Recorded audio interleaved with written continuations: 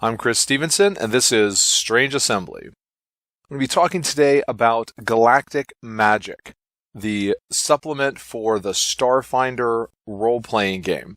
Now, if you looked at the title, you might be forgiven for thinking that Galactic Magic is just a big compendium of spells.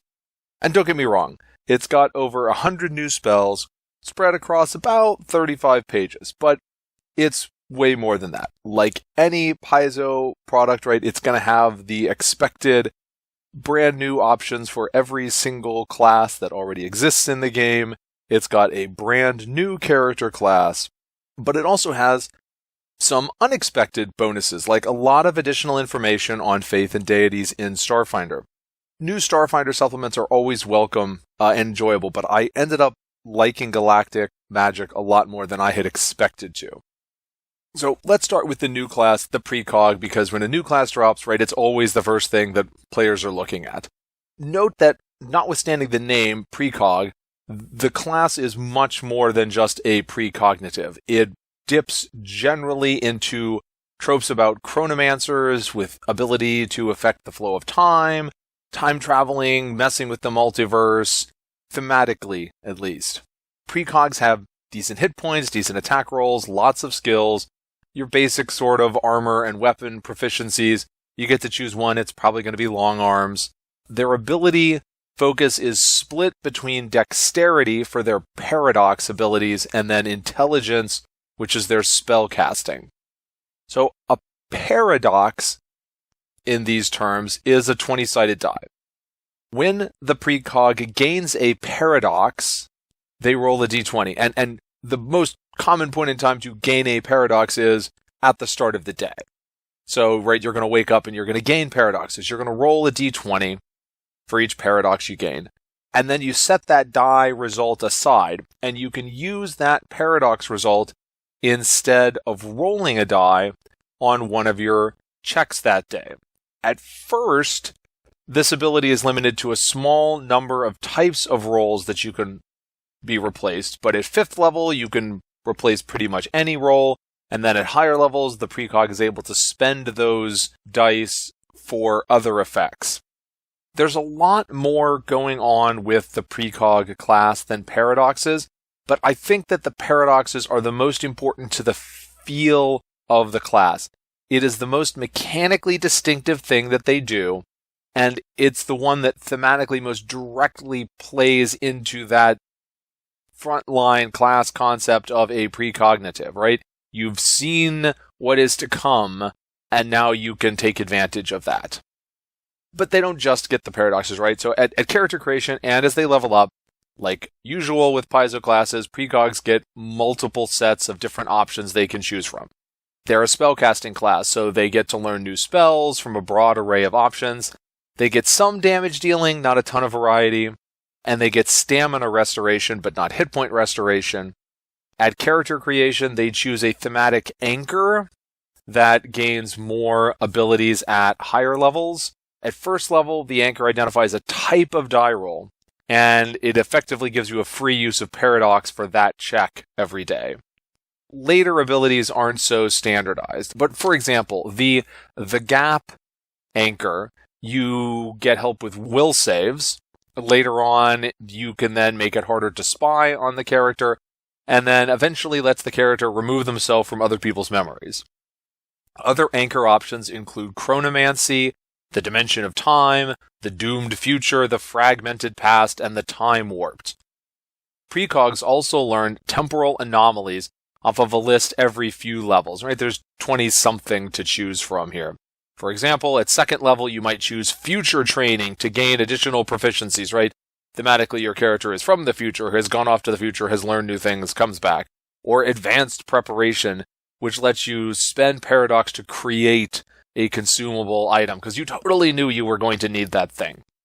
But again, though, I think it's the paradox that really mechanically distinguishes the Precog. Options for other new classes, like I mentioned, everybody gets new options, a couple pages worth per class. If you look at the written version of this review on the Strange Assembly website, it'll go into a little more detail. I'm not going to here go through every sort of thing that might be interesting in this blizzard of new options that you get. But broadly speaking, one of the things I think that distinguishes the character options that you're getting in Galactic Magic is that they lean very heavily on alternate class features, not just, new items for whatever the list of options is that your class has. And some of those class features really significantly transform the class. The biohacker, for example, gets a leyline hacker alternate class feature, which just completely replaces the basic boosters and inhibitors that they usually get. And now they have the ability to create grenades that can impede movement at mid-blade cover, or thematically, they're changing the environment by hacking the leyline, but they're grenades. The Solarian gets 2 significant ones like these. They get one alternate feature that lets them break entirely out of the cycling back and forth aspect and just be like, this character is entirely focusing on photon mode, or this character is entirely focusing on graviton mode. Or they can cough up hit points and cough up attack bonuses and that sort of thing to become a stellar sage, which gives them more skill points, more stellar revelations, and increased flexibility in using their revelations. The Witch Warper has an alternative class feature that kind of divorces them from the multiverse concept, and instead they get this Infinity Lash weapon.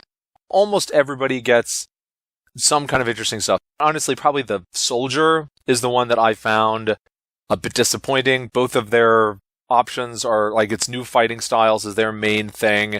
They have a Spell Brawler and an Archer. Both of those options are about using archaic weaponry, right? The Spell Brawler conjures up an analog weapon. The Archer is literally about using bows. I want the Spell Brawler to feel more cool, but the spell part doesn't start kicking in until 5th level, and then it takes multiple resolve points to activate every time. So that was really the one that I was kind of on. In addition to those class-specific options, any spellcaster can go old school by taking a school specialist archetype, focusing on, your old, from back in Dungeons & Dragons wizard schools: abjuration, conjuration, divination, enchantment, evocation, illusion, necromancy, transmutation. All of these schools are going to say, hey, you get an extra spell slot, you get extra spell known, used for casting stuff from the school. Each school also has its own special abilities. Good old evocation, for example, extends the range of its spells or the area of effect of the spells as its first school-specific ability. I really like the option to do this. I could get if somebody thought, well, that's a little bit out of place in Starfinder. And yeah, Starfinder is not really lean on the school thing. Heck, even D&D doesn't really lean that much on the school-specific things of Magic, since the wizard is now just one of a blizzard of different options. But I still really like the option to go with that old school sort of feel. Speaking of options, in addition to the pile of new spells, I found it really interesting some of the magical variants that they have. One I really liked is scaling 0-level spells, which amps up cantrip damage at higher levels, so the cantrips aren't just obsoleted by having a good gun. Right now, your spellcasting focus class can spend more of its time I'm actually casting a spell instead of I'm shooting you with a gun. It's not some enormous power-up. It's just, hey, let's actually have a consistent magical damage source for these spellcasting characters instead of the whole oh, well, I'm primarily a spellcaster, so what I need to do is go out and get proficiency and take a really good long arm, and that's what I use every round in combat. Another variant I'm less enamored of is prepared spellcasting, which I know, it kind of goes against my interest in the different schools, because this is the classic wizard thing. And wizard should absolutely be all like that. But I'm kind of done at this stage in my existence with keeping track of a spellbook. I don't know why. It's just, there's a reason why games have gone away from preparing specific spells and why games have gone away from having spellbooks. But even though I'm not super interested in it, I think that it's really great that there's the option to do this Vancian spellcaster thing. Again, even if I don't want to do it, it's great to have this old school option around there. Galactic Magic also has rules for ritual magic and introduces enough rituals to make it take up technically more space than the rest of the variants put together in the book. They take a lot of time, but they don't require any innate spellcasting ability, and they require multiple participants. They let the party do things like long-range communications or long-range teleportation, long-range surveillance, or even resurrections. And like I mentioned, yeah, there's about 35 pages of new spells, so there's kind of a something for everyone. 2 thematic threads that run through these are sonic spells, there's quite a few of those, and then magical mitigation. So things that mess with other people's magic, and that up to and includes just a flat out, hey, here's a counterspell. But then the part of Galactic Magic that I was kind of surprised by and excited by was all this information on faiths and deities. So faith and divinity has been an integral part of fantasy role-playing from the beginning. I like deities, I like faiths in these fantasy games because they are a good, quick, like very thematic way to distinguish a character and to say something meaningful about them and what matters to them and what motivates them. But that usually isn't an element of science fiction, right? Fantasy, gods and divinities and all that stuff. Science fiction, usually not. But Starfinder, right, is science fantasy. It has many of the same deities that have always been around in Pathfinder. And they're officially part of the world, but they tend to play a much more background role here when they show up. I mean, some of those are important background roles, right? Triune enables drift travel, Abadar sells you all this stuff, that sort of thing. Even mystics, the closest class in theme to a cleric in Starfinder, are often played without any particular religious connection. I mean, obviously, connection is a mechanical feature, but that doesn't necessarily have anything to do with a religious or divine connection. And there's no such thing as divine versus arcane magic in Starfinder. So I was happy to see a whole section of Galactic Magic devoted to deities and faiths and their role in the world. So Galactic Magic presents some broader thoughts on the role of faith and faith-based organizations, and a specific discussion about characters of faith, how faith might motivate a character, how it might shape their backstory, and how it might generate conflict in an ongoing story. It also presents more content on particular deities, right? You get another page of material in each of the deities that are introduced in the Starfinder core book. You get a half page on each of another set of new to Starfinder deities. I mean, many of these are long-standing Pathfinder deities.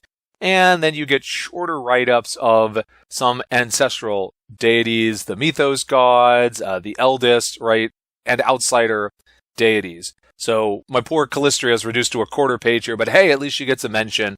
The deities with full page write-ups get illustrations, which is fantastic.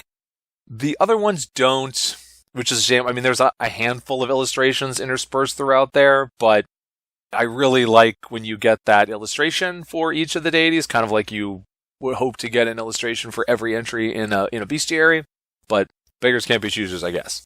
In addition to the longer write-up, the core 20 deities also get an optional mechanical effect to replace your theme knowledge with the deity's theme knowledge. These longer write-ups also include things like favored weapons, but that only has a mechanical effect if you take a specific feat that makes it has a mechanical effect, and everything else remains background information. The textual elements of these longer write-ups focus on worshippers, sacred sites, and resources. There's a lot crammed into this space, from how Abadar core convenience stores function as shrines, and how the Pharasman stance on the undead causes conflicts with the inclusion of Eox in the Pact worlds. Shorter write-ups are handed out to Pathfinder mainstays like Asmodeus, Caden Kalin, and Lamashtu.